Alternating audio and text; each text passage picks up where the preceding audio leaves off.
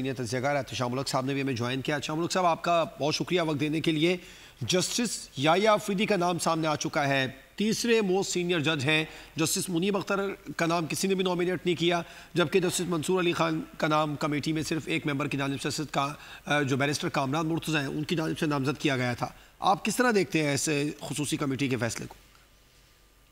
26ویں آئینی ترمیم کے منظور ہونے کے بعد تو بڑا واضح طور پہ یہ لگ رہا تھا کہ یہ بنیادی طور پہ ترمیم کا مقصد یہی ہے کہ منصور علی شاہ صاحب جو سینئر موسٹ ہیں ان کو نہیں لگانا، اور بڑا اب تو میرا خیال ہے فور باؤنڈ کنکلوژن تھا کہ جس طرح یحییٰ افریدی صاحب کا نام آ رہا تھا، اگرچہ وہ تیسرے نمبر پہ ہیں، میرے خیال میں تیسرے نمبر پہ تو انہوں نے ایسے کر دیا بنیادی طور پہ وہ دوسرے نمبر پہ ہیں۔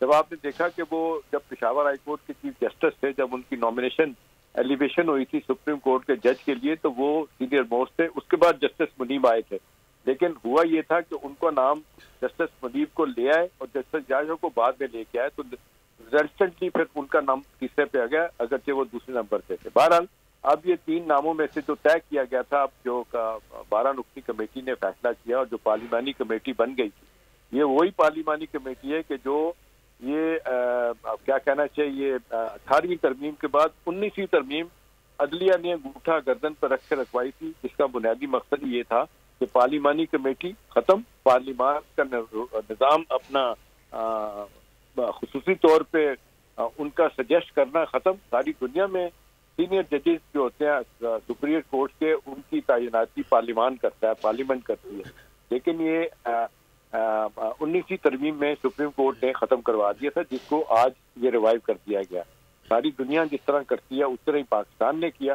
اب یہ فیصلہ پارلیمانی کمیٹی کرے گی، جو آج انہوں نے یحییٰ افریدی کا کر دیا۔ تو بہت سے حوالوں سے تو یہ لگ رہا تھا کہ ایسے ہی ہوگا، لیکن لوگ ابھی بھی کہتے ہیں کہ وہ ڈفرینٹ مزاج کے آدمی ہیں، انپریڈکٹیبل ہے۔ اگر کوئی سمجھتا ہے کہ جو کسی کو فیور کریں گے تو شاید ایسا نہیں ہوگا، باوجود یہ کہ وہ کہا جاتا تھا کہ وہ جو ڈویژن ہوئی تھی سپریم کورٹ میں، اس میں جسٹس منیر کے گروپ کے ہیں، لیکن آپ نے دیکھا کئی حوالے سے ان کے خلاف بھی وہ جاتے رہے، فیصلے خلاف بھی کرتے رہے۔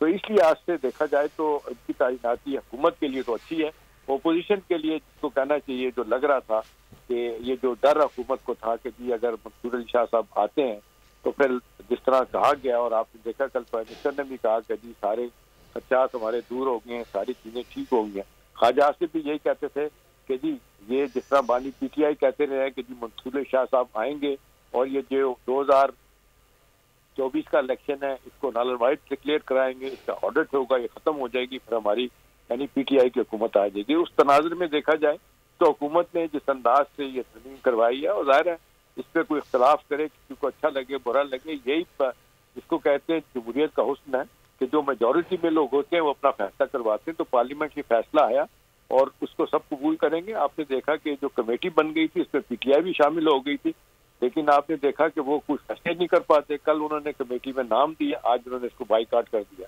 تو وہ خود ہی غیر یقینی کی صورتحال میں ہے، نتیجتاً ان کو نقصان ہو رہا ہے۔ ایک بڑی زبردست طریقے سے آلو برانچ ان کو آفر کی گئی تھی مولانا فضل الرحمان کی طرف سے، جس طرح انہوں نے پی ٹی آئی کو ریلیونٹ کر دیا تھا بہت سے حوالوں سے۔ بڑے عرصے سے ہم دیکھ لیں سیاسی عمل سے پی ٹی آئی دور تھی، اس کو مولانا صاحب لے آئے تھے، لیکن آپ نے دیکھا باوجود اس کا بات کے پریس کانفرنس جو گور خان کے ساتھ کرتے ہیں، گور خان بھی معذرت خان لہجہ لیے کہ کھڑے ہوئے ہیں اور وہ کہتے ہیں جی مولانا صاحب ہم اپریشیٹ کرتے ہیں کہ جو بلکہ لفظ یوز کیا، ہم اپریشیٹ کرتے ہیں کہ آپ حکومت کو اس 26ویں آئینی ترمیم میں سپورٹ کریں گے، لیکن انہوں نے کہا جی ہماری مجبوریاں کیا ہیں کہ جی وہ بانی پی ٹی آئی نہیں مانتے، ون مین شو ہے، اس لیے لوگ کہتے ہیں سیاسی پارٹی نہیں ہے، یہ جس کو کہتے ہیں فین کلب ہے، راک سٹار کے طور پہ وہ آپریٹ کر رہے ہیں۔ نتیجتاً آج آپ دیکھتے ہیں کہ ان کو پھر اس کا نقصان ہوا، پارلیمنٹ ایک طرف ہوگی، بلکہ ساری جماعتیں آپ دیکھتے ہیں، اس میں اے این پی بھی شامل ہوئی ہے، ایم کیو ایم تھی، پی ایم ایل این تھی، پی ایم ایل کیو تھی، پیپلز پارٹی تھی۔ تو یہ ایک قسم کا آپ سمجھ لیں کہ مائنس پی ٹی آئی سب جماعتوں نے کیا۔ جماعت اسلامی بھی مخالفت کرتی تھی، لیکن جماعت اسلامی کے آپ نے دیکھے پارلیمنٹ کی برائے نام ہی ایک آدھ سیٹ کے علاوہ ان کے سینیٹر ایک ہیں سپریم اپنے سینٹ میں، ادروائز ان کا کوئی بھی نہیں ہے۔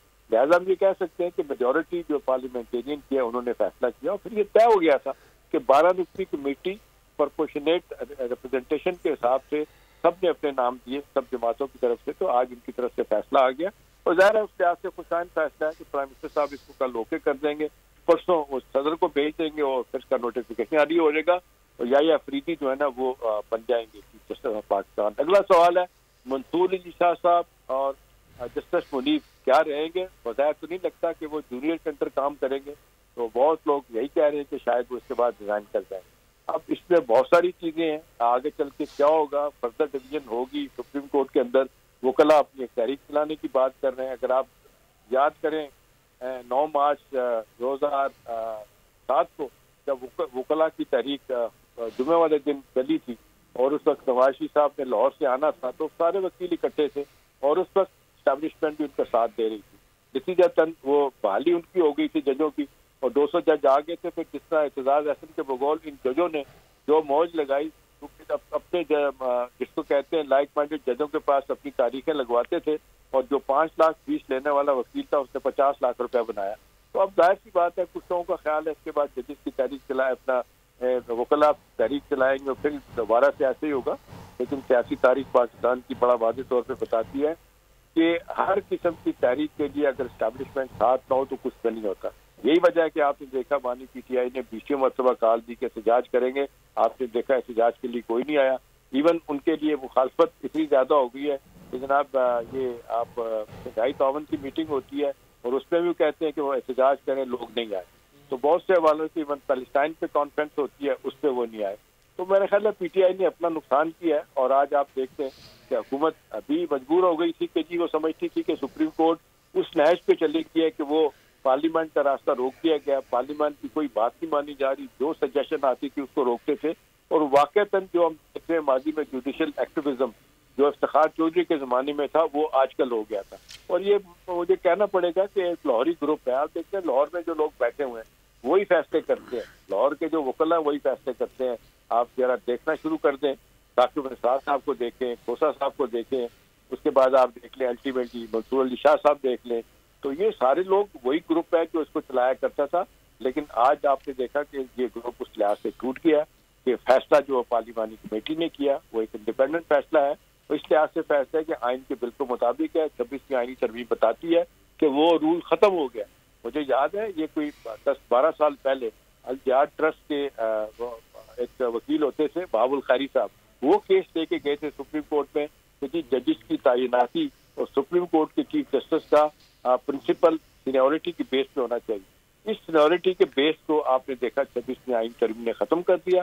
اب سینئر موسٹ 3 نام جائیں گے, اس کے بعد تینوں میں سے جس کی ایک کو سلیکشن ایک فیصلہ کرے گی 12 کی کمیٹی, وہ بن جائے گا. تو آج یا فریدی اس حوالے سے بن گئے ہیں. اب فیوچر کا سینیریو کیا بنتا ہے یہ دیکھنے والی بات ہے. کیا تبدیلیاں آئیں گی, کتنی مخالفت ہوگی, کتنے لوگ سڑکوں پہ آئیں گے. بظاہر تو نہیں لگتا ایک آئینی اور قانونی کام ہوا ہے, اور یہ کوئی بھی کر سکتا ہے پارلیمنٹ میں جا کے. پی ٹی آئی اپنے زمانے میں کرتی رہی ہے, نون والے پیپلز پارٹی والے کرتے ہیں.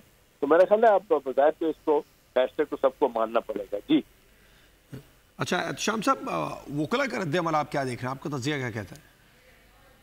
جی کیا کہہ رہے ہیں, سوری. وکلا کا کیا رد عمل ہو سکتا ہے اس پر بارز کا؟ دیکھیں وکلا تو پہلے ہی کہہ رہے ہیں, جس انداز سے آپ نے دیکھا کہ جی وکلا کہہ رہے ہیں ہم تحریک چلائیں گے, ہم نہیں مانتے 26ویں آئینی ترمیم. لیکن آپ دیکھ لیں وکلا میں بھی بہت زیادہ ڈویژن. جو بار کونسلز ہیں وہ تو سپورٹ کر رہے ہیں پی ٹی آئی کو, لیکن آپ دیکھتے ہیں ان کی سب سے بڑی بات سپریم کورٹ بار ایسوسیشن وہ تو حکومت کے ساتھ کھڑی ہے. وہ ایسن بون صاحب جو ان کے مین بندے ہیں, اس کے بعد ہمارے لا منسٹر صاحب جو ہیں طارق صاحب بھی اسی گروپ کے ہیں. تو یہ نہیں لگتا اتنی آسانی کے ساتھ یہ کچھ کر پائیں گے. اور میرا اپنا خیال بھی ہے کہ اس دفعہ اسٹیبلشمنٹ اب جس انداز سے اکانومی چل پڑی ہے, ایس آئی ایف سی کا ایک رول بڑا سامنے آ چکا ہے. جس طریقے سے باہر سے انویسٹمنٹ ہو رہی ہے, چائنا, یو اے ای, قطر, سعودی عرب, یہ سارے کے سارے انہوں نے حکومت کو تسلیم کیا ہے. اسی طرح دیکھ لیں امریکہ نے تسلیم کر لیا جس انداز سے. اب بانی پی ٹی آئی کے زمانے میں یہ تڑپتے رہے کہ بائیڈن صاحب ملاقات کر لیں, خط لکھ لیں, نہ انہوں نے ملاقات کی, خط لکھی. شہباز شریف صاحب کو بائیڈن نے خط بھی لکھا. ابھی نیو یارک گئے ہیں یونائیٹڈ نیشن کانفرنس میں, آپ نے جنرل اسمبلی کے سیشن میں, وہاں بائیڈن صاحب نے اپنی بیگم کے ہمراہ شہباز شریف صاحب سے ملاقات بھی کی. تو لیجیٹیمیسی تو ان کو مل گئی ہے. لہذا اب بظاہر تو کوئی ایسی چیز نہیں لگتی. اور یہ 26ویں آئینی ترمیم کے بعد تو یہ لگتا ہے کہ یہ اسموتھ سیلنگ ہوگی. 4 سال حکومت جو اپنی نکالے گی, اسٹیبلشمنٹ میک شور کرے گی کہ یہ حکومت کام کرے. اس کی وجہ یہ ہے کہ اب غیر یقینی کی صورتحال کہیں تو جا کے ختم ہونی چاہیے. سیاسی عدم استحکام کی وجہ سے اس ملک میں لوگ نہیں آ رہے تھے. اسٹاک مارکیٹ دیکھیں 85,000 पॉइंट से ऊपर चली गई। ये क्या चीज शो करती है? IMF का प्रोग्राम आपका देखने क्या हो गया? महंगाई आप देखें 32-33% है, आप 6.9% पे आ गई है। आप देख लें इंटरेस्ट रेट स्टेट बैंक के आप देखते हैं 19 से 17.5% हो गए। अब ये कहा जा रहा है 2% और कम हो जाएंगे। तो ये एक्टिविटी शुरू हो गई है। फॉरेन डायरेक्ट इन्वेस्टमेंट हो, आपने देख लें जिस तरीके से आदाब मुकर्रर किए हैं हुकूमत ने 13 ट्रिलियन के 13,000 अरब का अदा मुकर्रर किया है रेवेन्यू का, उसको भी हुकूमत हासिल करने की कोशिश करेगी। एक्सपोर्ट का टारगेट अब जो इन्होंने तय किया है कि जी 32-33% है, 32-33 बिलियन है। ये जब बाय द टाइम ये 37 माह का प्रोग्राम IMF का खत्म होगा 2027 में, तो हुकूमत एम कर रही है कि हमारी एक्सपोर्ट $50 बिलियन तक हो जाएगी। एक अंदाजे के मुताबिक $60 बिलियन का भी सोचा जा रहा है। तो अब ये मईशत का पहिया चल पड़ा है।